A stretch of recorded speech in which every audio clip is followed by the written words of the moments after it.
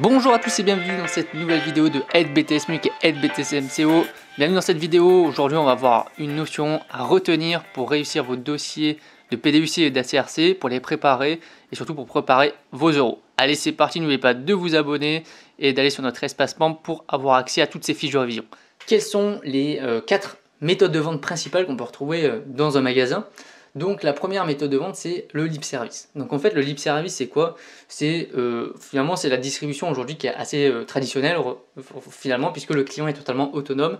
En fait il peut visualiser l'offre dans le magasin, normalement, il se promène dans le magasin, il peut se saisir du produit directement dans les gondoles, il peut mettre son produit, le prendre et le mettre dans son caddie, et il peut l'acheminer directement en caisse sans passer par n'importe qui. Il est totalement autonome, il arrive en caisse, il paye et point barre. C'est le lip service, c'est ce qu'il y a beaucoup dans les supermarchés, c'est ce qu'il y a beaucoup aussi dans la grande distribution spécialisée, mais on va souvent le confondre avec le lip service assisté. Donc c'est quoi? Le lip service assisté, c'est la même chose. Le client est totalement autonome. Il peut visualiser l'offre, se saisir du produit, il peut l'acheminer en caisse s'il veut tout seul. Mais en fait, la grande différence qu'il a, c'est qu'il va avoir la possibilité d'avoir un vendeur, un conseiller, qui va pouvoir le conseiller sur les différents produits. C'est le cas beaucoup en grande distribution spécialisée.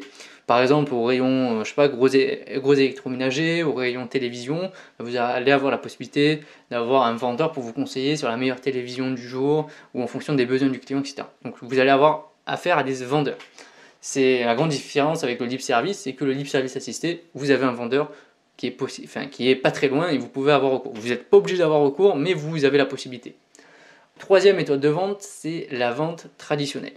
Donc là, je prends beaucoup l'exemple des métiers de bouche, par exemple les boucheries, les charcuteries, les fromageries, les poissonneries traditionnelles, j'ai envie de dire, où en fait vous avez un employé qui va servir le client avec, justement sur l'étal de produits qu'il propose. En fait, la vente traditionnelle, c'est dans d'autres secteurs possibles aussi. En fait, c'est parce que ça veut dire quoi? Ça veut dire que le client est obligé d'avoir recours forcément à un employé, à un personnel du magasin. Par exemple, c'est par mesure d'hygiène pour les commerces de bouche.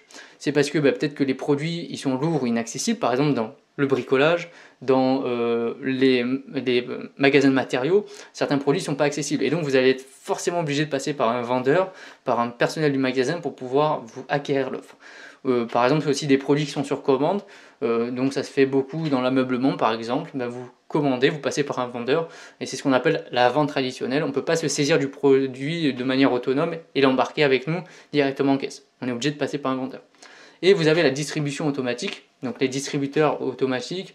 En fait, c'est tout simplement le client, il est totalement autonome sur tout l'acte d'achat de A à Z, que ce soit de la sélection de l'offre jusqu'au paiement, jusqu'à la réception du produit. On est complètement autonome.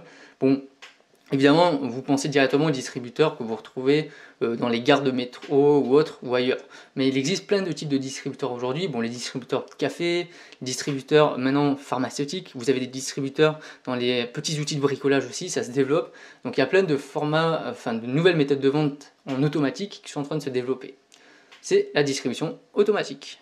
Merci d'avoir suivi cette vidéo. Avant de partir, n'oublie pas d'aller voir les précédentes vidéos sur la chaîne, de t'abonner et de venir nous rejoindre sur notre espace membre pour avoir accès à toutes les fiches de révision justement pour cette série préparatoire d'ACRC et de PDUC.